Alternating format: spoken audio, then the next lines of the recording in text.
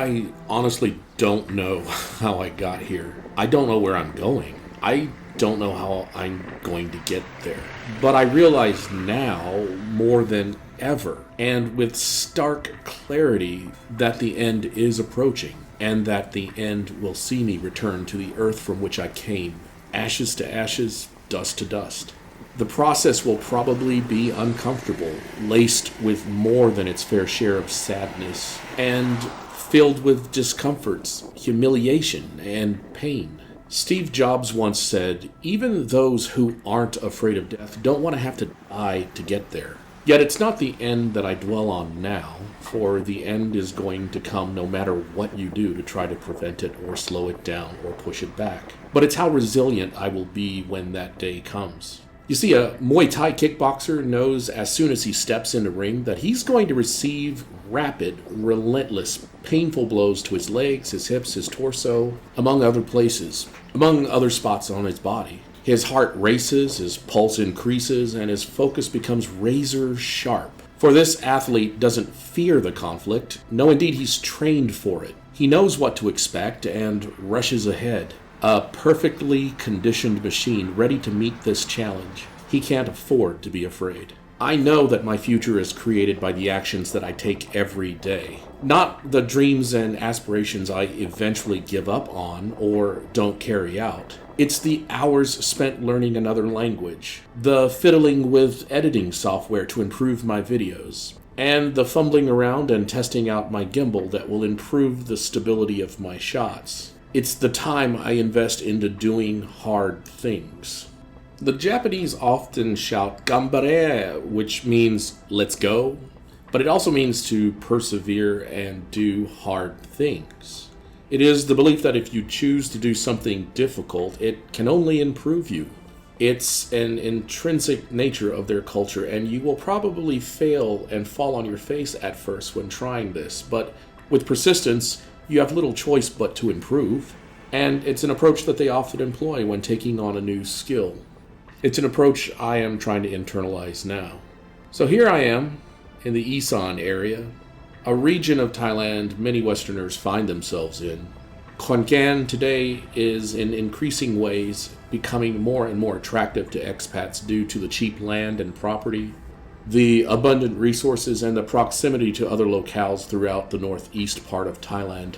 When I first got to Khon Kaen, I met an Australian gentleman last year who traveled to Khon Kaen specifically to seek out Sinakarin Hospital, and a specific doctor who was world famous for the type of surgery that he was looking for.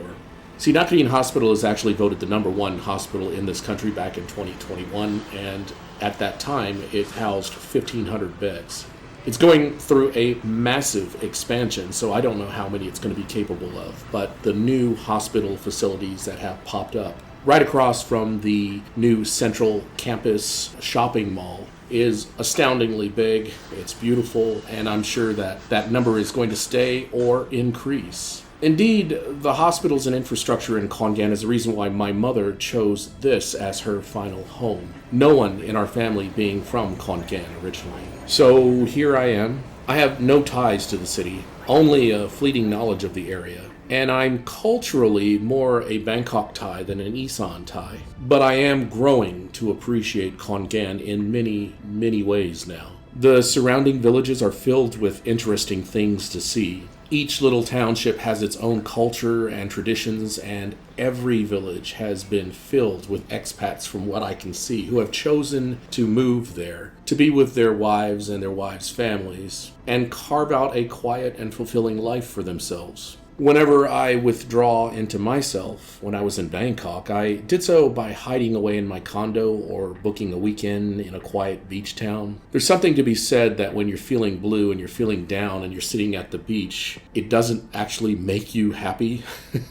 You're staring out at paradise, basically, and all you feel is a detachment from what's going on around you. So sitting in a condo is no different. I get a whole lot of reading done during those phases, though. Here in Isaan, I find myself driving down random country roads and stopping randomly at places and just allowing myself to get lost. The beauty of losing yourself in Isaan and the friendliness of the people and the extreme low crime rate here means that you can get lost anywhere and not not feel that your safety is being compromised. There's never been a situation where I've ended up somewhere unfamiliar and felt unsafe. And this counts for a lot in boosting my mood and my mental health.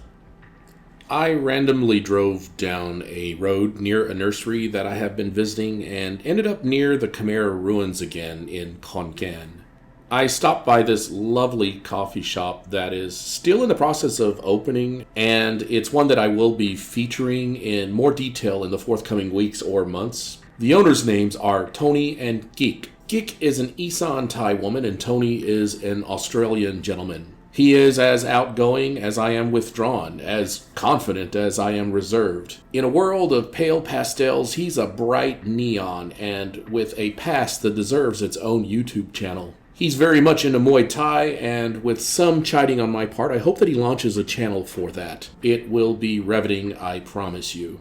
Certainly, a channel of his day-to-day activities would be well received and have lots of viewership. I'm confident of it. Their cafe is located here at this spot. I'm calling it Tony and Geek's Cafe until it's finished. He also has built himself a saltwater pond that he built because of his love of the ocean. Since there are no oceans in Khmer, Tony's engineering prowess and determination had him create a mini ocean of his own, so to speak, and it's safe to swim in. He's had it tested. It'll also be an extension of their cafe and restaurant, soon to host Muay Thai events and other types of gatherings. If you are ever out here in the Khmer ruins area, be sure to check out their place. It's right down the street from the Khmer ruins. It is the Khmer Empire and the Mon who introduced Buddhism to Thailand. It wasn't until the Sukhothai Empire, though, that the current form of Buddhism that exists in Thailand today took hold, namely the Theravadan form. I can't remember where I read it, but the surviving Hinayana, that is synonymous with Theravadan for all intents and purposes in this video. Anyways, the surviving Hinayana believers fled from Muslim invaders in the 8th century to Nepal, Sri Lanka, and Bhutan, and then brought the religion eastward. But in reality, Hinduism already chipped away at Buddhist populations in India by the 4th century. By the way, all the relics and artwork that were found at this specific location or site are now housed in a museum in downtown Khmer. So I'm out here in Isaan and I'm alone right now, and I mean that in a good way. I have time to process some of the traumatic events I underwent in the past. Time that wasn't available to me before. I have time to focus on what I need to get done. What I don't have is time to put any effort towards self-pity. That helps absolutely nobody, especially me. Nobody is coming to save me. Nobody is going to make me feel better about myself and the world around me. It's up to me to do it.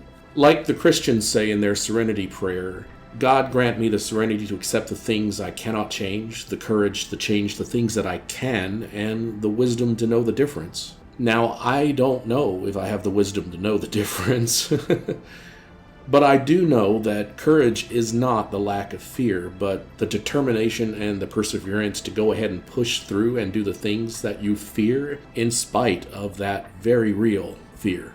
So I strive on. Thailand, I love you. Isaan, I appreciate you. And my fellow humans, I wish you all the best in life. See you next time.